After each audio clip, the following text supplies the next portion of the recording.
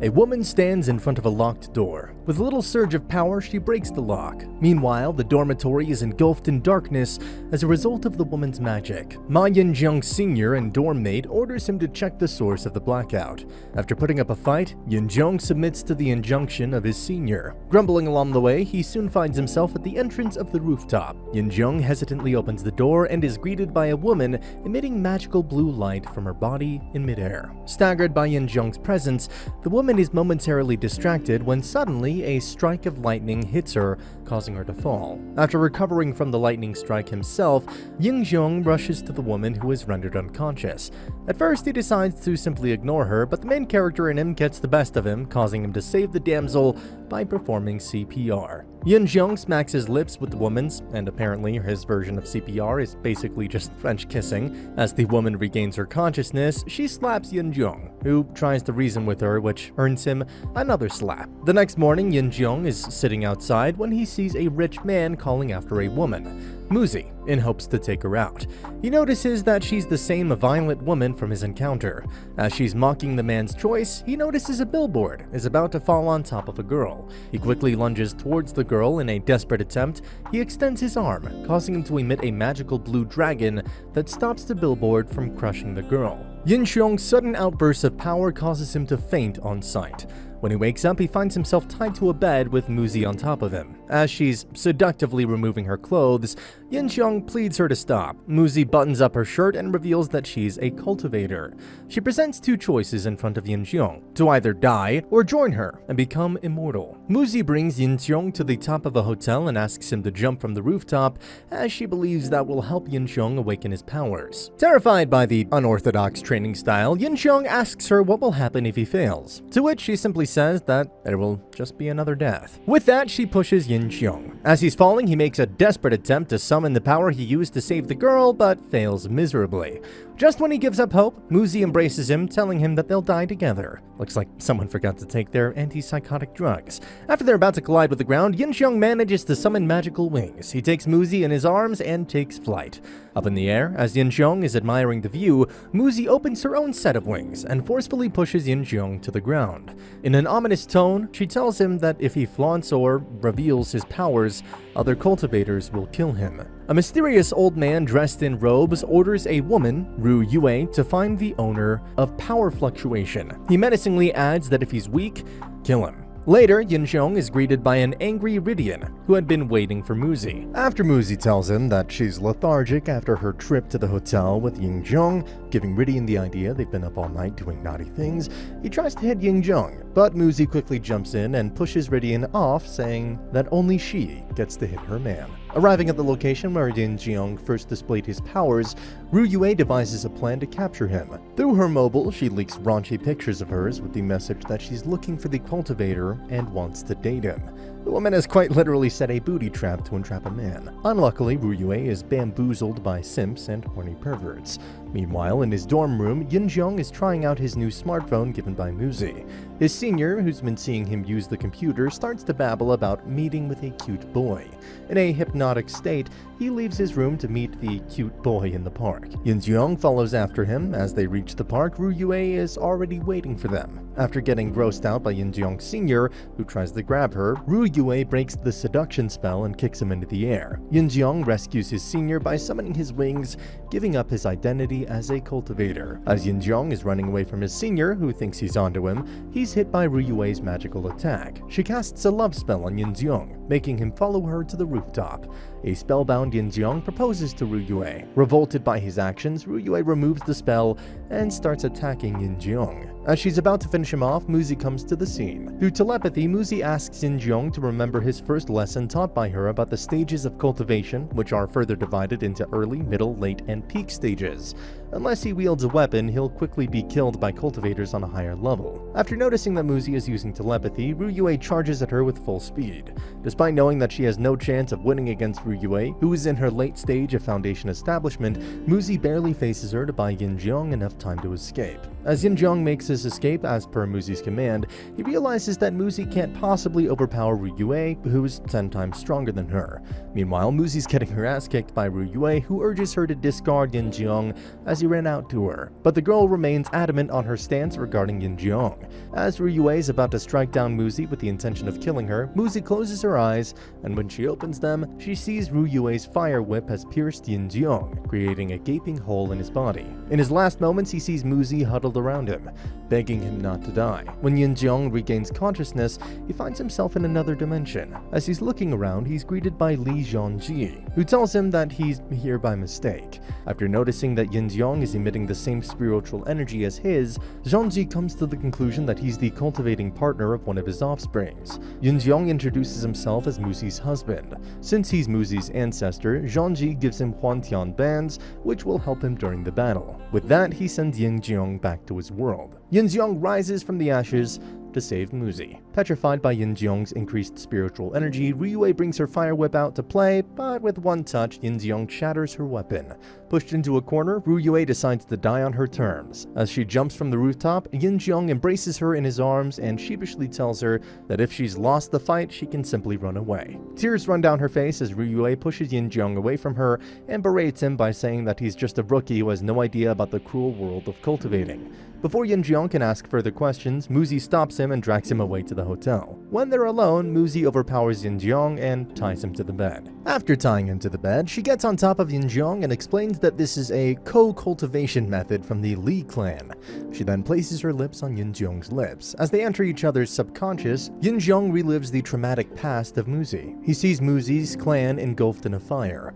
The assailant asks a helpless woman about Li clan's family treasure, Black Sky. Meanwhile, Muzi ventures into Yingxiong's subconscious to find more about his spiritual energy.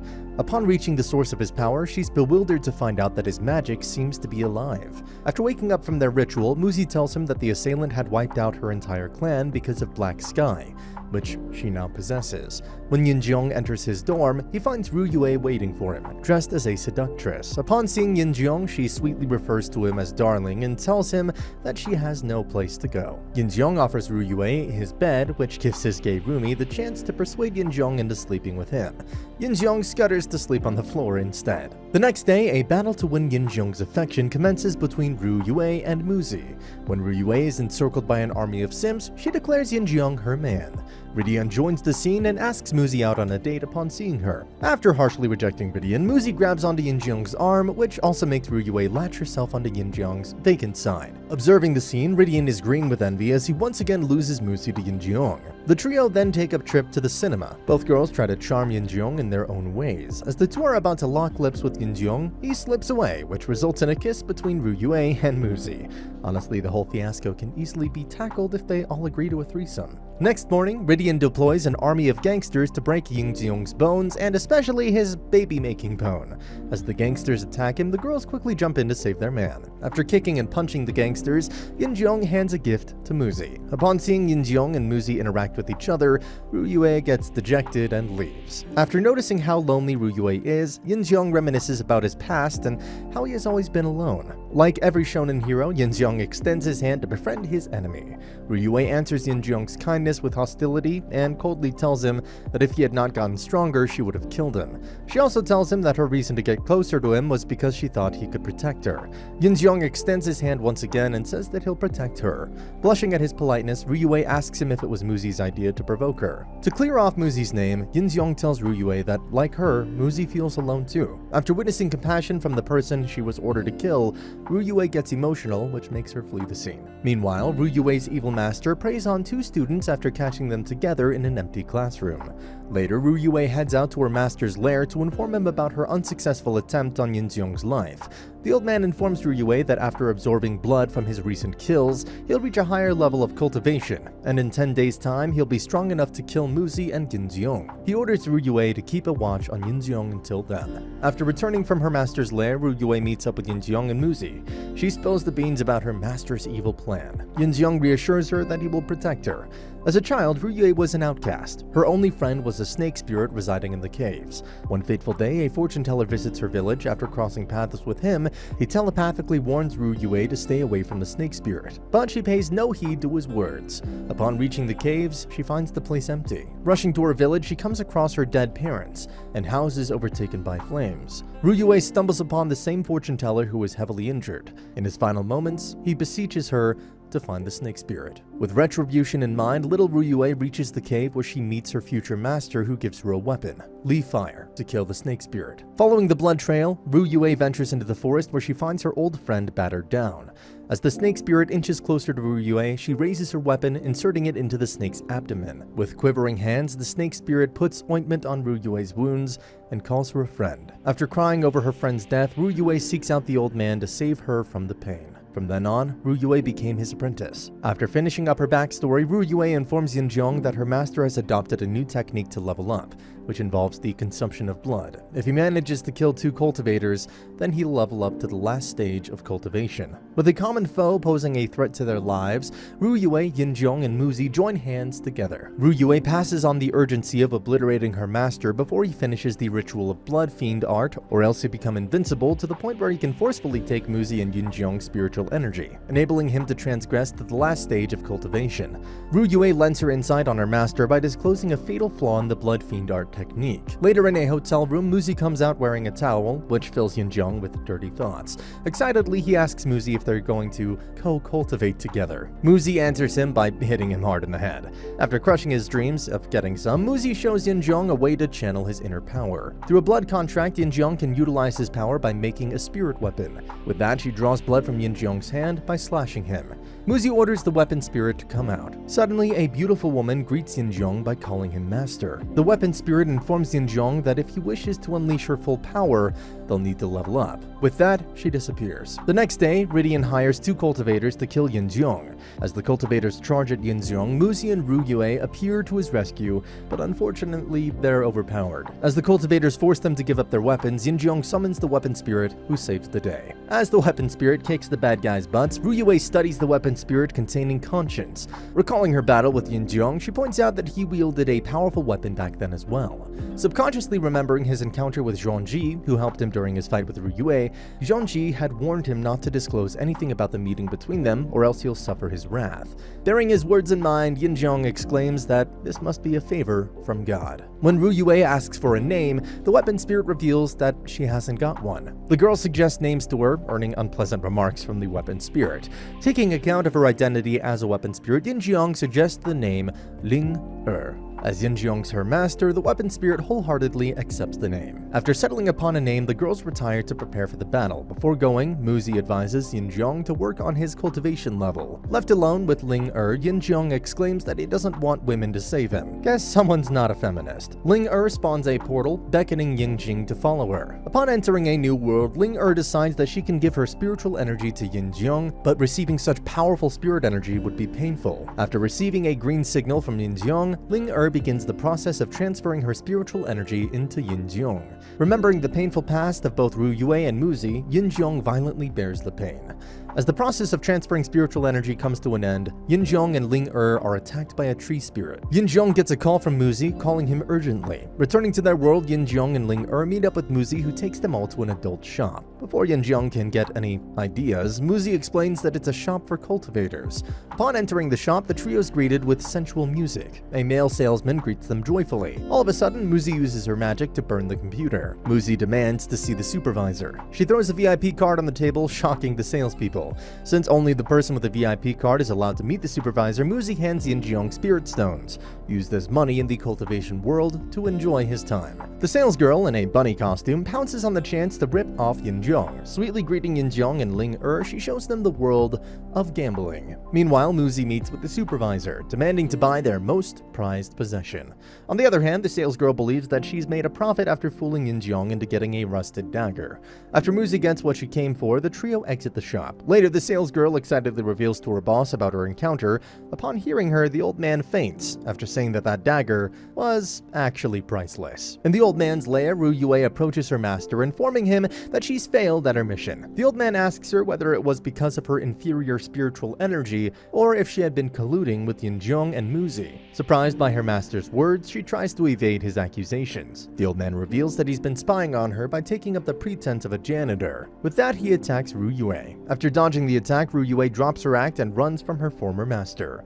Meanwhile, Muzi inspects the dagger Yingxiong got. As it was Ling who picked up the dagger for him, she informs the two that this dagger contains the spirit of a real dragon after Zhongji killed it. Listening to Ling Yingxiong excitedly exclaims that he can release the dragon on the old man during the battle. Ling stops his daydreaming by telling him that if he lets the spirit of the dragon out, it'll do more harm than good. But if Yingxiong utilizes his spirit energy, then he can wield the dagger to land fatal blows. To test the theory, Yingxiong puts his spiritual energy into the dagger, which helps him create two clones of himself. Just then, Ruyue telepathically calls him for the fight. As he's rushing, Muzi puts a pendant around his neck, which he had acquired from the shop. Arriving at the scene, despite attacking the old man together, they're still overpowered by him. Putting the dagger to use and splitting into clones, Yingxiong manages to injure the old man, Yingxiong, and mockingly says that the blade's designed to kill dogs. At least Yingxiong's good at trash talking. Suddenly, he grabs Yingxiong by the throat, lifting him into the air. The Yingxiong dangling in the air disappears, and another Yingxiong appears from behind, slashing the old man. After releasing the decoy, the old man unleashes the power of his fiend art, which drains spiritual energy and blood. Caught under the old man's attack, Ruyue, Yingxiong, and Muzi find their life ebbing away. As a last resort, Yingxiong summons Ling whose spiritual energy is unmatched. After creating a shield for Yingxiong and the girls, Ling tries to stop the old man's attacks. As Ling can only hold him off for a short while, she urges the trio to run away. Yingxiong and the girls escape into the forest. After Ling returns inside Yingxiong, it's not long before the old man catches up to them. Having the old man exactly where they want him to be, Ruyue unleashes Young Flame Array, which traps the old man. As they launch a combined attack, thinking they finally have him, the old man makes it out unharmed and reveals that he knows Ruyue studied his book of fiend art, which he left on purpose to deceive Ruyue into believing that she knows his weakness, but in reality, Young Flame Array intensifies his powers. After being held back by Ling who was previously summoned by Yingxiong in order for the girls to escape, the old man addresses Ruyue by disclosing that all these years, it was him who had massacred her village. As he came searching for the snake spirit's core, he saw a young girl with the rare ability of self-cultivating, so he decided that he'll take her to attain the late stage of cultivation. After his failed attempt of luring Ruyue by adopting the pretense of an old fortune teller, he then turned himself into the snake spirit and slaughtered her entire village. Later, when Ruyue was aggravated, he came to help her kill the snake spirit, ultimately resulting in Ruyue submitting herself in his care. Mad with anger, Ruyue charges at the old man, doing exactly what he wants. Just as he's about to suck Ruyue's spiritual energy, he's pierced by the dagger. Yingxiong reveals that he knew Ruyue was impulsive, so he hid the dagger behind her and launched it just when the old man thought he had everything under his thumb. After recovering from the attack, the old man manipulates a massive airplane with the help of fiend art to hit Yingxiong with it. Muzi quickly steps in and unleashes her entire force to stop the plane. As both parties are clashing with intense power, Yingxiong entwines his hand with Muzi. His pendant radiates with energy, and together, they attack the old man. The solidified attack does notable damage to the old man, but it's still not fatal enough for him to be obliterated. With full force, the old man unleashes his final attack, completely overpowering Muzi. Now as Muzi lies on the ground, unmoving, Yingxiong charges toward the dagger, but before he can reach it, the old man wields it and cuts Yingxiong's body. Remembering that the dagger corrodes the blood, he unleashes his spiritual energy, allowing it to be sucked by the old man's fiend art. As the old man chuckles, he notices that his powers are starting to diminish. Yingxiong charges at the old man with the dagger in his hand and delivers a fatal blow. Before dying, he curses Yingxiong that his senior will avenge him. Ruyue cries happy tears now that the perpetrator who killed her dear friend has been eliminated. Meanwhile, Yingxiong takes Muzi's lifeless body in his arms and addresses an unforeseen force. An eye appears in the air and questions Yingxiong about how long he had known about its presence. Yingxiong replies that he felt another presence after Muzi traveled into his subconscious. He then begs the force to save Muzi, and in return, he'll sacrifice the Huantian beads. The force asks him to bring the beads in the span of 3 years. Next day, Muzi brings a blindfolded Yingxiong to the meadow, where she has picnics with her mother. Muzi calls him her husband. Together in each other's embrace, Yingxiong promises that he'll always protect her. And that's the end of the video. As always, if you liked what you saw, subscribe to the channel. I'll be uploading a lot of videos just like this, so I'll see you at the next one.